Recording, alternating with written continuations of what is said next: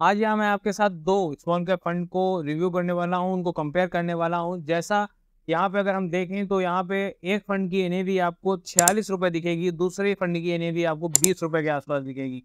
तो दोनों में से कौन सा ऐसा फंड है जिसमें आपको इन्वेस्ट करना ज़्यादा बेनिफिशियल रहेगा? यहाँ पे आपका एक ही आंसर होगा कि क्यों हम 20 रुपये वाली एनएवी में इन्वेस्ट क्यों ना करें, क्योंकि सीधा-सीधा आपने बता दिया कि एक 46 रुपये की एनएवी है, दूसरी 20 रुपये की एनएवी है।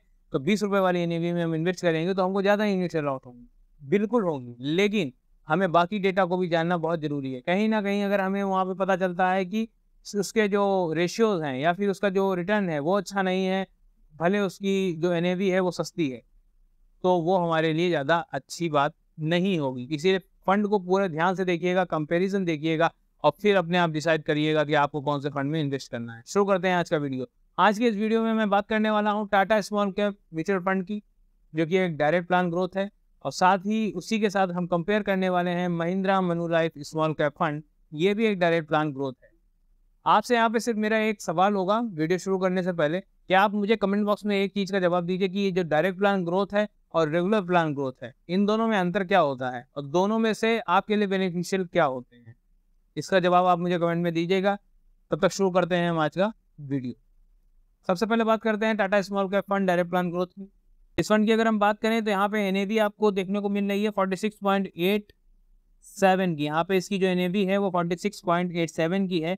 ये 7 अक्टूबर 2024 के हिसाब से मैं आपके साथ यहाँ डिस्कस कर रहा हूँ। अगर एग्जिट रेट की बात कर लें 1% का लग रहा है। समय इस फंड को 5 साल का कंप्लीट हो चुका है। अक्टूबर 2018 में शुरू हुआ था। एक्सपेंस रेशियो की बात कर लेते हैं तो 0.30 का देखने को मिलता है। फंड साइज 8,878 करोड़ का देखने को मिलता है। लास्ट डबल इसने 2 साल में अपने इन्वेस्टर्स का पैसा डबल किया है। कोई लॉक इन पीरियड फंड में नहीं है। निफ्टी स्मॉल कैप 250 इसका बेंचमार्क हो जाता है। सीएजीआर की बात कर लेते हैं यहाँ पे तो 49.87, 1 साल में, 3 साल में 29.12 और 5 साल में 36.44। मतलब लगातार ये अपनी कैटेगरी एवरेज को आउट परफॉर्म कर रहा है। रोलिंग रिटर्न की तरफ अगर हम ध्यान देते हैं तो यहाँ पे 6 महीने में ये फंड आउट परफॉर्म नहीं कर पा रहा है कैटेगरी एवरेज से। कैटेगरी एवरेज अच्छा परफॉर्म कर रहा है, लेकिन वहीं पे अगर हम बात करें 1 साल में तो 1 साल में भी यहाँ पे इस फंड की काफ़ी अच्छी ग्रोथ देखने को नहीं मिली। मतलब रोलिंग रिटर्न इसका काफ़ी बढ़िया नहीं है टाटा स्मॉल कैप फंड का। आगे बढ़ते हैं, बात कर लेते हैं कि यहाँ पे ये जो एलोकेशन है, जो यहाँ पे इन्वेस्टमेंट है वो किस तरीके से है। अगर हम number of holdings Tata small cap में बात करें तो 52 कंपनीज को ये फंड होल्ड करता है, जिसमें से अगर हाई एक्सपोजर की बात कर लेते हैं तो BASF इंडिया में इनकी हाईएस्ट एक्सपोजर 5.67 का देखने को मिलता है। साथ ही अगर सेक्टर वाइज बात कर लेते हैं तो सेक्टर वाइज अगर हाईएस्ट एक्सपोजर की बात करते हैं तो यहाँ पे फाइनेंशियल में इनका 12.87% का हाईएस्ट एक्सपोजर देखने को मिलता है। Ratios wise Tata small cap fund no doubt बहुत ही बेहतरीन परफॉर्मर है, काफ़ी अच्छा है। यहाँ पे standard deviation, beta, Sharpe ratio, इसके सारे रेशियोज एक बेहतरीन परफॉर्मर देखने को मिलते हैं। और इसको जो है चंद्र प्रकाश पटियार मैनेज कर रहे हैं, साथ ही जितेंद्र खत्री भी इसमें मैनेज कर रहे हैं। ये था हमारा टाटा स्मॉल कैप फंड, इसको ध्यान में रखिएगा। अब हम आगे बढ़ते हैं Mahindra Manulife small cap fund direct plan growth. इस फंड की अगर हम बात करें तो एनएवी यहाँ पे 20.98 की देखने को मिलती है। लगभग अगर हम इसको 21 रुपये के आसपास मान लें तो वो भी कोई प्रॉब्लम नहीं है, क्योंकि 20.98 पैसे की यहाँ पे एनएवी देखने को मिलती है। ये भी 7 अक्टूबर 2024 के हिसाब से आपके साथ डेटा से शेयर कर रहा हूँ।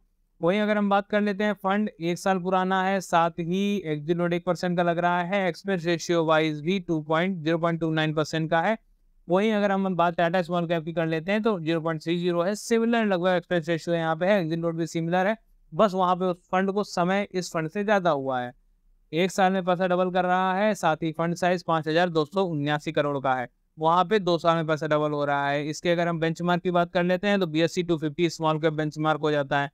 साथ ही अगर लॉकिंग पीरियड की बात करें, कोई लॉकिंग पीरियड इसमें भी नहीं लग रहा है।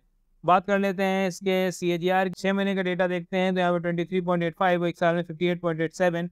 तो ये लगातार अपने कैटेगरी एवरेज को आउट परफॉर्म कर रहा है। नंबर ऑफ होल्डिंग्स की बात कर लेते हैं, यहाँ पे 78 कंपनीज को ये फंड होल्ड करके बैठा हुआ है। वहीं पे हाईएस्ट एक्सपोजर इसका PCBL 2.92% का देखने को मिलता है। और सेक्टर वाइज अगर हाईएस्ट एक्सपोजर की बात कर लेते हैं तो कंज्यूमर स्टेपल्स में 12.06% का यहाँ पे एक्सपोजर देखने को मिलता है। वहाँ पे फाइनेंशियल था, यहाँ पे कंज्यूमर स्टेपल्स में इन्होंने हाईएस्ट एक्सपोजर देखने को मिल जाता है। साथ ही बात कर लेते हैं इस फंड को मनीष लोधा और अभिनव खंडेलवाल इसको मैनेज कर रहे हैं।